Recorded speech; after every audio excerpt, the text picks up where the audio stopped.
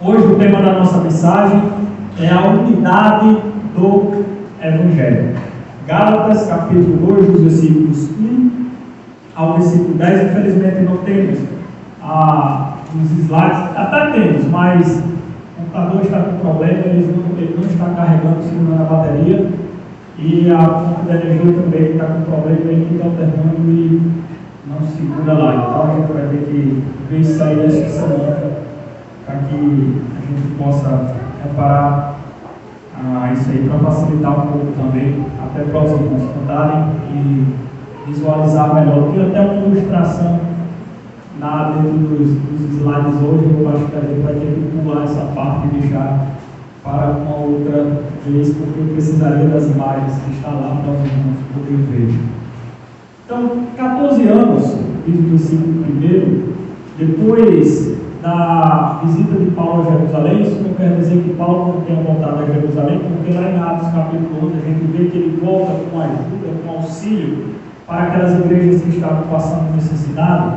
Mas ele estipula ali um prazo de 14 anos daquela visita que ele menciona no capítulo 1 de Gálatas. Ele diz então que após aquela visita, 14 anos, ele retorna a Jerusalém. Mas nesse período que compreende aí esses 14 anos, Paulo, lembra que Paulo, quando se converte, ele vai para a região da Arábia, depois ele volta e sobe até a cidade de Antioquia, onde ali, junto com Barnabé, ele é enviado na sua primeira viagem missionária na região da Galácia, e cria também as suas primeiras igrejas, naquela região. Ao retornarem para Antioquia, Paulo reuniu a igreja, diz lá em Atos capítulo 14, versículos 27 a 28, que Paulo reuniu a igreja e passou a prestar relatórios de tudo aquilo que Deus tinha feito por intermédio dele. Como Deus havia aberto as portas do Evangelho, as portas da fé para os gentios, e como Deus estava operando e fazendo discípulos também entre os gentios. Então os cristãos judeus legalistas que estavam introduzidos dentro da igreja, eles se perturbaram com esse relato missionário do apóstolo Paulo. E assim, eles começaram a dizer, eles saíram de Jerusalém, ficaram sabendo dos relatórios de Paulo, como os gentios estavam se convertendo, como Deus estava operando.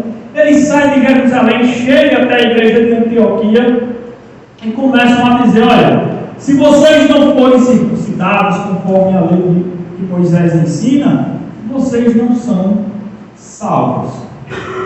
Meus irmãos, a confusão estava feita. Como diz o pastor Jeffrey, Paulo e Barnabé tiveram um arranca-rabo com aqueles homens ali dentro daquela igreja. A confusão foi feita. Então, a igreja de Antioquia, Atos 15, versículos 1 e 2, resolve enviar Paulo, Barnabé, Tito e outros homens até Jerusalém para resolverem esta questão da circuncisão para a salvação junto com os apóstolos. Paulo desce para Jerusalém com Barnabé e Tito para tratar deste assunto. Nós vemos isso em Atos 15, versículo 2, e também aqui em Gálatas, capítulo 2, versículo 1, quando ele diz: depois de 14 anos eu desci para Jerusalém.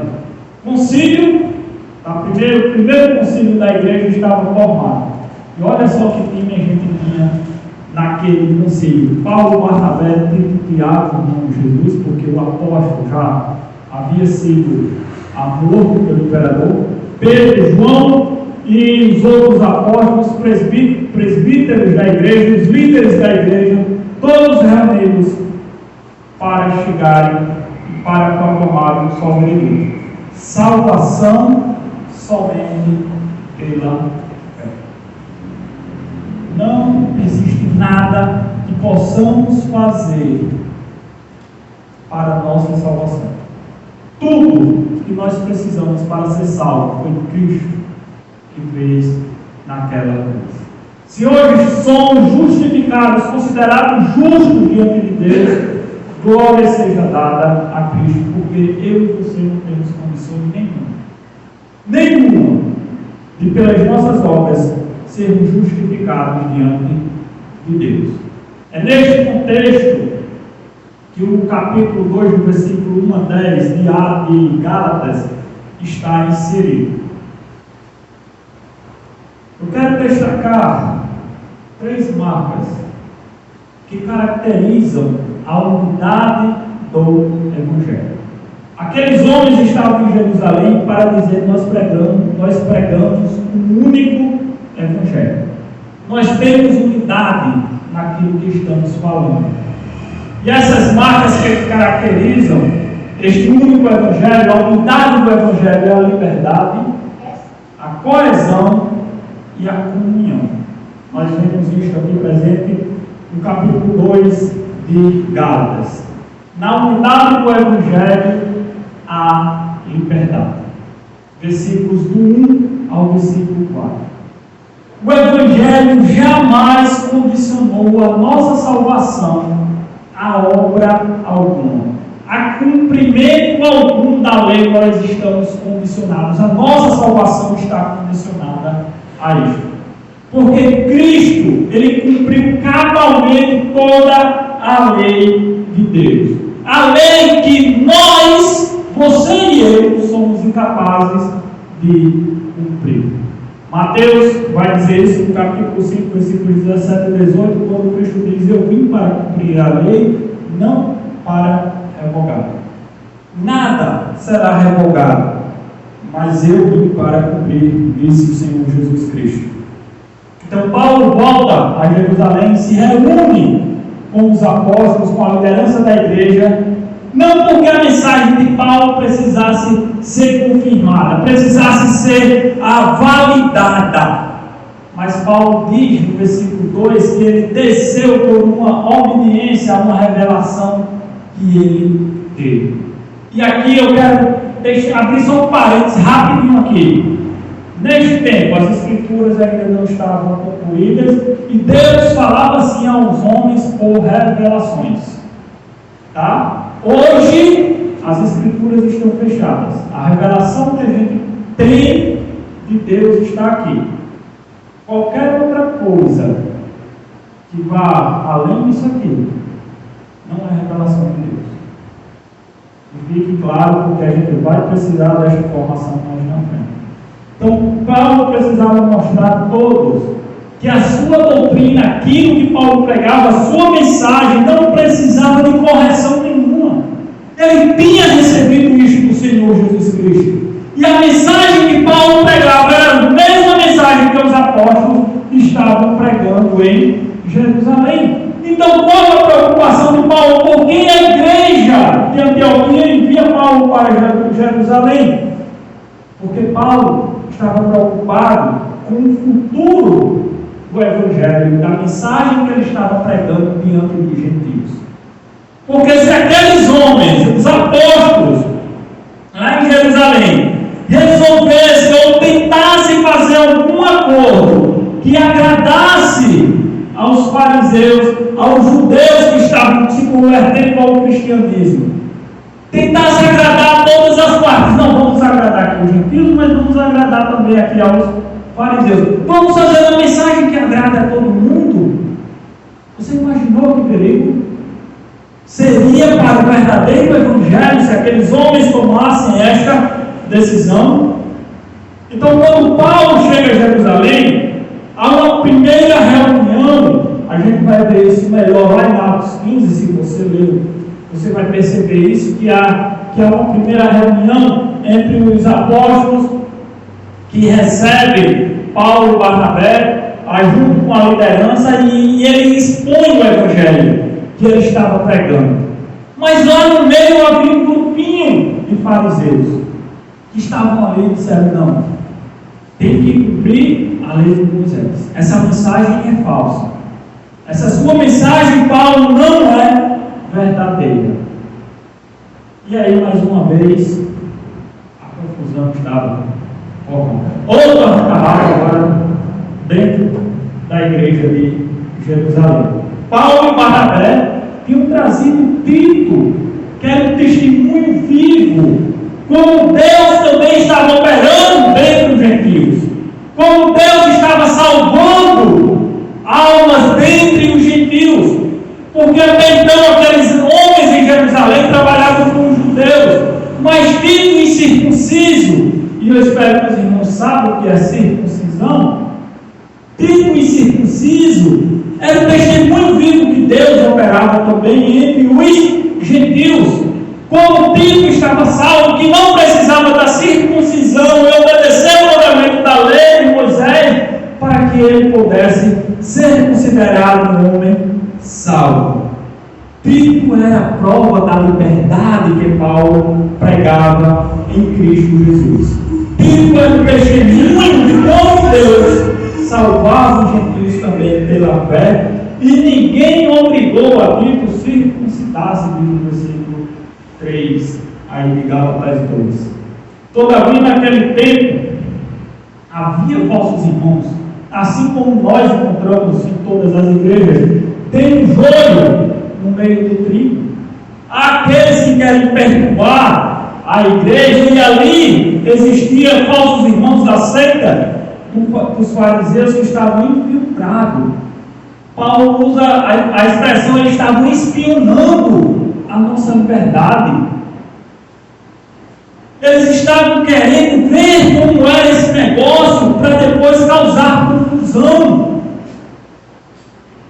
Eles queriam restringir a liberdade que temos em Cristo em escravidão da lei. E diziam, é necessário circuncidá-los e determinar-lhes que observem a lei. Atos capítulo 15, versículo 5, você vai encontrar isso em Gálatas, versículo 4, aqui no capítulo 2. Irmãos, como podemos aplicar isto de forma prática na nossa vida? Como podemos tirar lições desta liberdade que temos em Cristo para as nossas vidas? Na unidade do Evangelho há liberdade, e isso implica que o Evangelho une todos os crentes, sem que tenhamos nenhuma necessidade de sermos escravos de regras ou costumes culturais, religiosos ou sociais.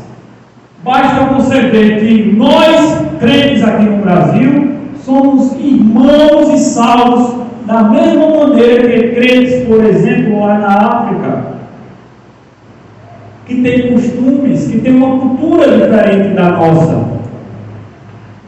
Que você pode ver, ouvir relatórios, ou ver, hoje tem no YouTube também, cultos lá na África de igrejas cristãs, com liturgias um pouco diferentes da nossa, mas isso não quer dizer que nós não somos cristãos, nem que eles são, mas que Deus uniu estes povos em Cristo Jesus. A liberdade que temos em Cristo não condiciona a nossa salvação ao cumprimento da lei. Nós não estamos mais salvos ou somos mais crentes porque observamos os mandamentos bíblicos. Nós não podemos fazer nada, mas nada, para conquistar, para obter, para ter, seja lá o verbo que você queira usar, a salvação em Cristo. Porque ela é pela fé. Não temos a lei como sistema de salvação, como diretrizes para que sejamos salvos, mas temos a palavra de Deus como regras morais, como diretrizes para uma vida de santidade, conforme o Evangelho que somos ensinados, conforme a vontade de Deus, conforme a vida do nosso Salvador. Obedecemos sim, não para sermos salvos, mas porque somos salvos em Cristo Jesus. Agora precisamos, meus irmãos, ter cuidado com os extremos.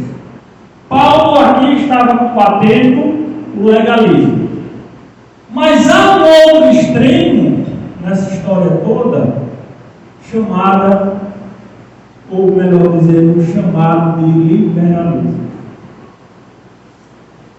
Não sei se os irmãos entendem que a nossa liberdade em Cristo não é libertinagem.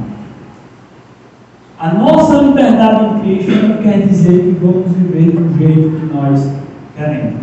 Paulo também condena a libertinagem, o liberalismo. Lá em Romanos, capítulo 6, versículos 1 a 2, ele vai dizer: permaneceremos no pecado para que a graça de Deus seja mais abundante? E ele diz com todas as letras: de forma alguma. Porque nós que já morremos com Cristo, devemos viver para Cristo.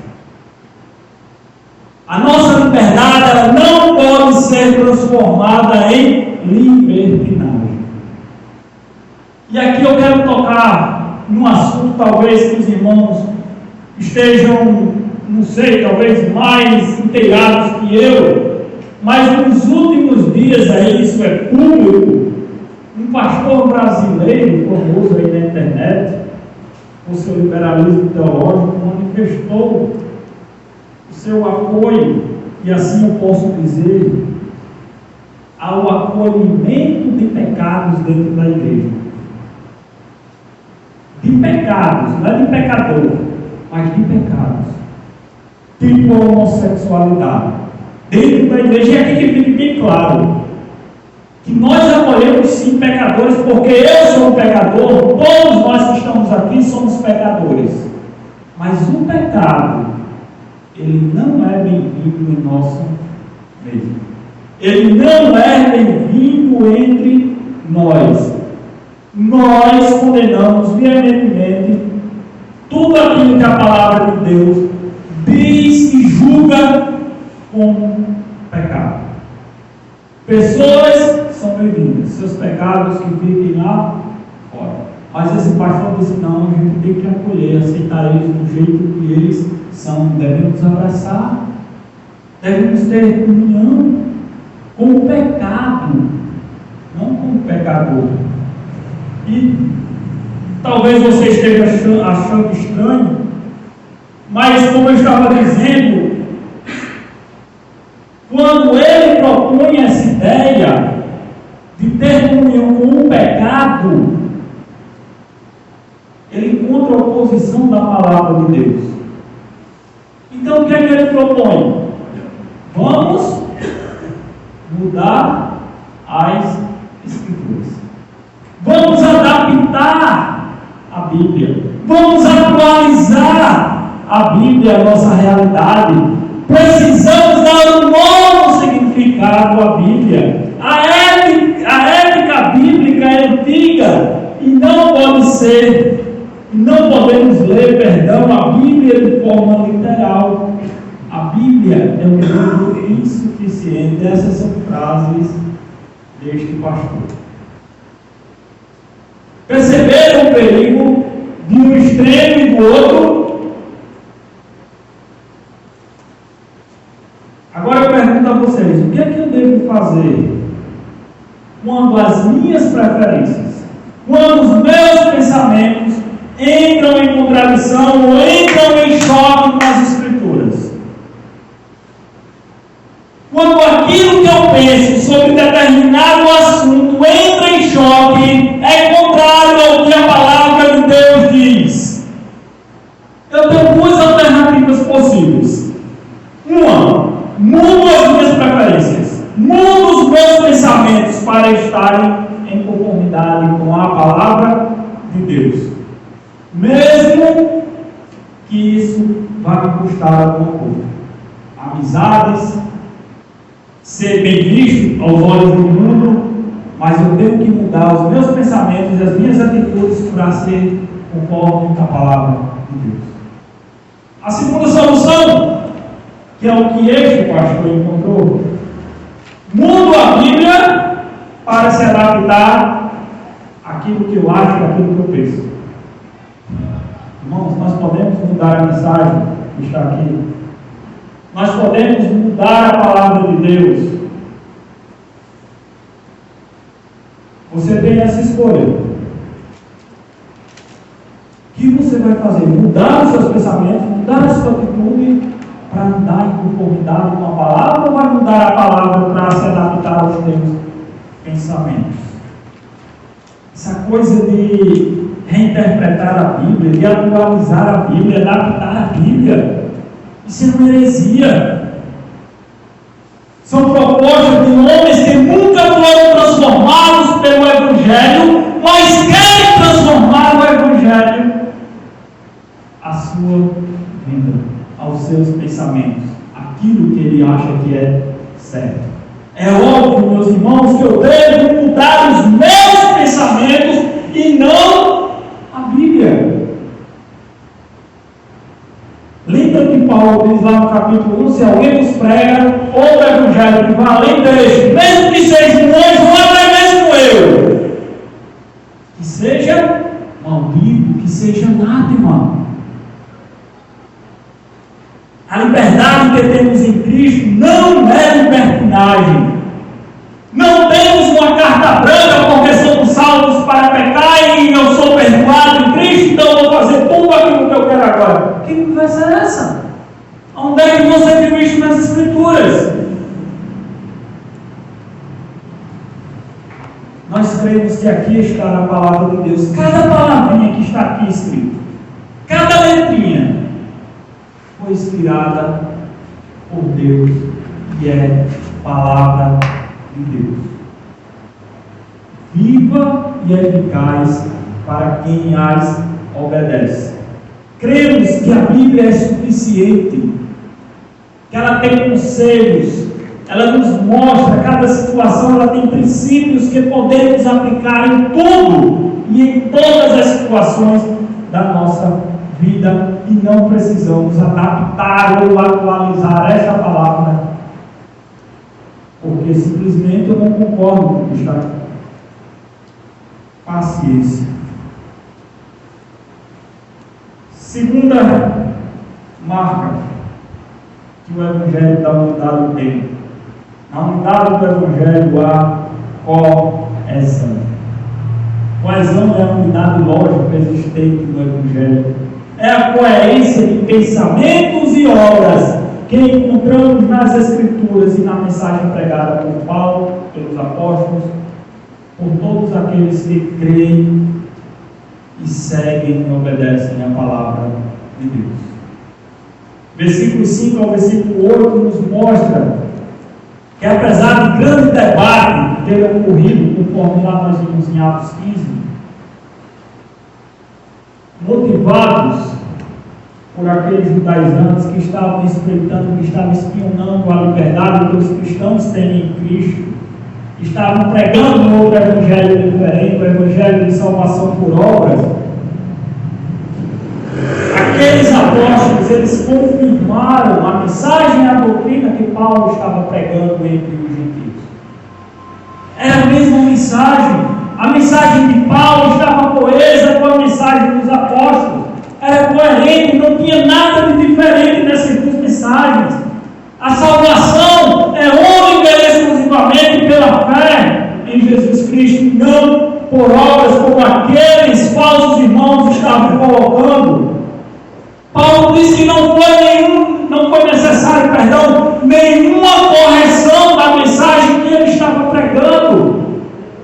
Ele pregou aqueles que pareciam ser de maior influência, mas nada tiveram a corrigir, nada tiveram a acrescentar.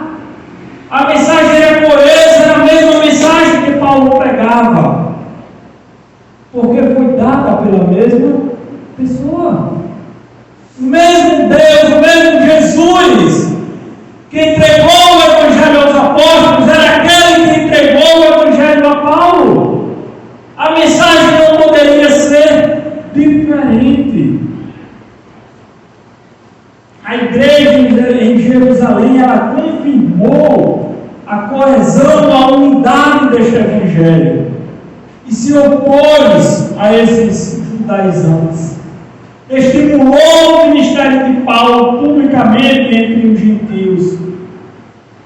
Se Deus lhe comissionou, Paulo então vai pregar entre os gentios esta mensagem, que é a mesma que nós estamos pregando aqui. na unidade do Evangelho, a coesão. Uma só mensagem pregada entre judeus e entre gentios. Uma só mensagem pregada no Brasil, pregada nos Estados Unidos, pregada na África, na Europa, seja onde for, a mensagem do Evangelho deve ser a mesma. Já vimos que nós não temos o direito de mudar esta mensagem. E aqui eu quero deixar uma observação bem importante no versículo 7. Quando nós lemos o Evangelho da circuncisão e o Evangelho da incircuncisão. Não é, pastor? São duas mensagens, são dois evangelhos diferentes? Não, irmão. É a mesma mensagem. É o mesmo evangelho. E por que encontramos aqui o Evangelho da circuncisão e o Evangelho da incircuncisão? Nós estamos fazendo distinções de esferas de alcance deste Evangelho. A mesma mensagem ia alcançar os circuncisos, os judeus, e essa mesma mensagem também deve ser pregada entre os gentios. A mesma mensagem vai alcançar e vai salvar ambos os povos. O que temos aqui são duas esferas distintas de ministério: judeus e gentios. Pedro para os judeus e Paulo para os gentios. E o Senhor operando em ambos para a salvação, proclamação, propagação do seu Evangelho. Como isso se aplica às nossas vidas? Podemos, meus irmãos, adaptar, preste bem atenção, a forma como pregamos. Ok? Então, eu posso adaptar a forma como eu me dirijo a você, como eu me dirijo aos índios, como eu me dirijo aos africanos, como eu me dirijo a um grupo de jovens, como eu me dirijo a um grupo de anciãos e idosos numa casa destinada a estes. Então, a forma como eu prego, eu posso adaptar, mas eu não posso e nunca deverei adaptar ou alterar a mensagem. Consegue compreender isso? Eu posso adaptar a forma como eu me expresso para você. E era isso que estava acontecendo aqui. Paulo ia para os gentios, Pedro para os judeus. Mas a mensagem era uma. Eles iam adaptar a forma de alcançar estes povos, essas duas etnias. Agora a mensagem, ela é coesa, ela é única. Ela não pode ser adaptada. Espero que os irmãos entendam bem isso. Hoje, algumas igrejas têm tomado uma postura conciliadora, evitando até falar em certos pecados, como prostituição, adultério, fornicação, homossexualismo, e quando falam destes pecados, não rotulam isto como pecado. Tratam de uma maneira muito superficial. Eles estão adaptando a mensagem ou a forma de pregar? A mensagem. Esses que fazem isso, não dando ênfase ao pecado do homem, eles estão adaptando a mensagem. Eu não posso adaptar a mensagem do Evangelho. Eu posso adaptar a maneira como eu me expresso, como eu falo para vocês, mas nunca eu terei o direito de adaptar o Evangelho, de dar um novo significado, nem de atualizar a palavra de Deus. Nunca. Na unidade do Evangelho, a liberdade e a coesão, e por fim, na unidade do Evangelho, a comunhão. Versículos 9 e 10. Somos livres em Cristo, essa nossa liberdade não é libertinagem. Obedecemos sim a palavra de Deus, não para sermos salvos, mas porque somos salvos. Pregamos a mesma mensagem que está aqui nas Escrituras para estas pessoas que assim procedem, há comunhão. Podemos nos unir na mesma obra com estas pessoas. Versículo 9 ele diz: e quando conheceram a graça que me foi dada, Tiago, Cefas e João, que eram reputados por colunas, estenderam a mim e a Barnabé a destra da comunhão, a fim de que nós fôssemos para os gentios e ele para os judeus, ou da circuncisão, conforme está escrito na sua versão. Confesso que quando falamos em comunhão, é bastante comum nos concentrarmos naquilo que nos divide, que nos diferencia de outros cristãos, de outras igrejas, ao invés de focarmos naquilo que nos une, Jesus Cristo, nosso Senhor. Mas por outro lado, é um erro eu não considerar o perigo extremo quando eu me junto com igrejas, quando em detrimento da mensagem do Evangelho eu quero ter comunhão com pessoas ou com igrejas que não pregam as Escrituras. Não podemos esquecer o que levou Paulo a Jerusalém. Não podemos esquecer o que levou Paulo a escrever a Epístola aos Gálatas. Paulo não estava disposto a ter comunhão dentro da igreja com aqueles irmãos que pregavam o outro Evangelho, que queriam deturpar a mensagem do Evangelho, que queriam mudar a palavra de Deus. Paulo diz que estes sejam malditos. Eu não quero comunhão com estes. A comunhão entre Paulo e os líderes que estavam em Jerusalém, ela estava baseada unicamente na coesão, porque eles pregavam a mesma mensagem. E o versículo 9, ele é muito claro quando ele diz: conheceram a graça que me foi dada. A salvação, a fé, a mensagem que eu tenho é a mesma. Então vamos ter comunhão. Pedro, João, Tiago, estende. Vem para cá, Paulo. Vem, Barnabé. Nós temos comunhão contigo. Nós somos uma só igreja, lutando por um só evangelho.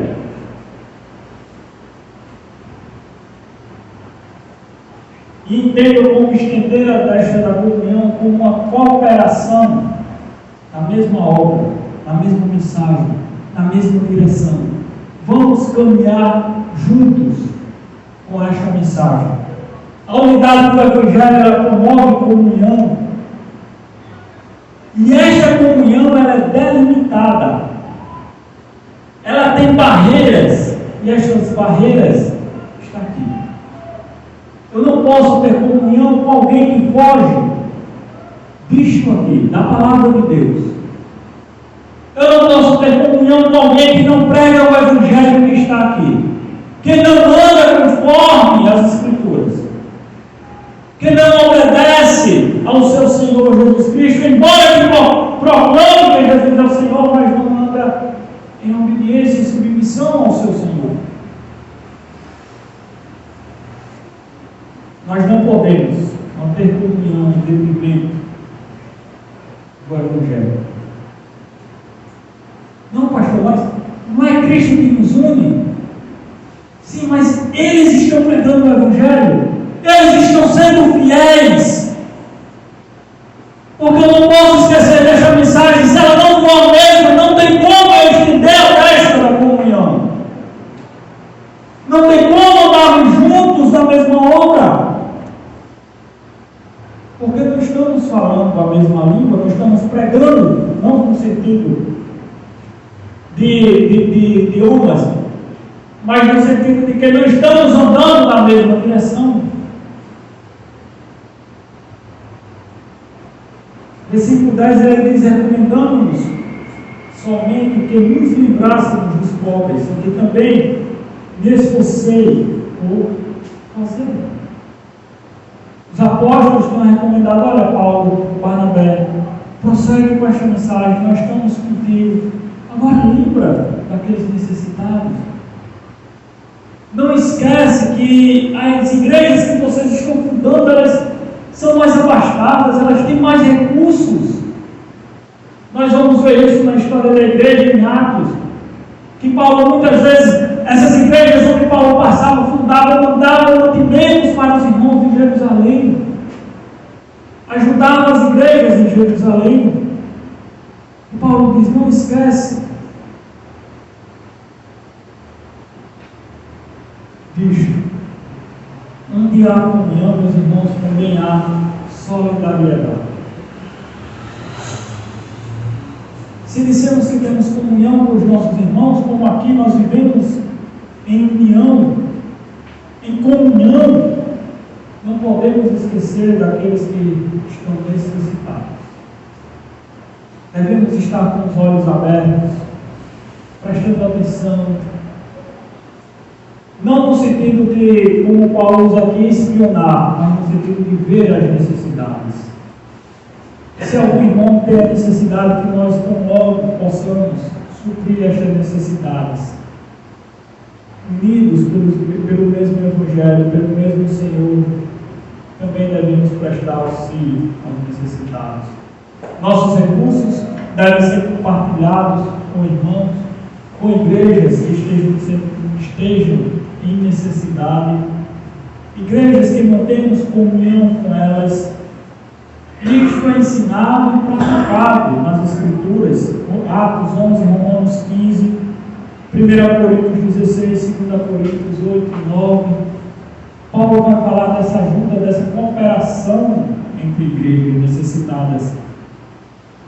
Eu lembro que alguns anos atrás, eu não sei se o pastor Jeff vai lembrar, tivemos uma grande seca aqui no sertão do nosso estado, no Cariri. Talvez há uns 5 anos atrás, os irmãos, nossos irmãos, sempre qual temos comunhão nas igrejas do sertão do Cariri, estavam passando necessidades. Eu lembro, pastor, que as igrejas aqui, uma pessoa fizeram uma campanha doando alimentos, pedindo. Eu lembro que só no meu carro eu levei para aqueles irmãos, acho que mais de 700 quilos de alimento. Para nós pode parecer pouco, mas para aqueles irmãos que estavam passando necessidade, vocês não sabem a alegria que eles tiveram ao receber o nosso auxílio, o nosso socorro. Isto é recomendado a Paulo, isto é recomendado a nós. Se temos comunhão, também devemos ser solidários com aqueles que precisam. Somos livres, libertos em Cristo Jesus do domínio da escravidão da lei, mas esta liberdade não quer dizer libertinagem.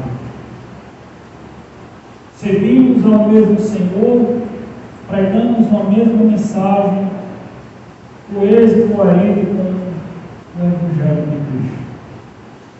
Não podemos transformar este Evangelho segundo as minhas necessidades, mas meus pensamentos, minhas ações, minhas atitudes, elas devem estar em conformidade com esta palavra.